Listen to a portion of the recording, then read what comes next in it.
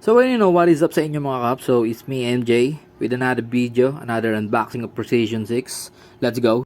So itong colorway nga pala na to is pinaka-hype ngayon dahil mala Wolverine na off-white na something na may touch of navy blue.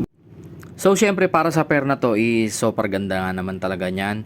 And yung Precision 6 kilala nyo na yan, spiky yan at makapit. Sasakit talaga tuhod nyo pag hindi kayo sanay sa makapit na. Para sa pair nga pala na to is parisan nyo lang ng white socks o ng black socks.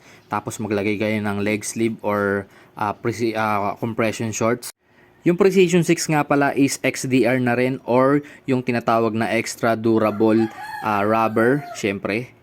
At syempre kapag gamit nyo nga pala to, asahan nyo na yung traction nya is super kapit dahil sa multidirectional pattern nya sa ilalim. Yes sir. And yung pagka-bouncy naman niya is i-rate ko ng 8 out of 10 kasi airzoom naman yung gamit sa kanya.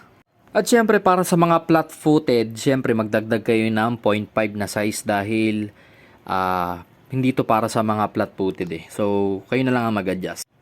At para sa mga bibili ay mas maganda kung ma-try nyo sa mga physical store, and then kung hindi naman at alam nyo na yung sizes nyo sa Precision is much better pa rin na magsukat pa rin kayo dahil may iba-ibang gawa yan lalo pag UA pair lang.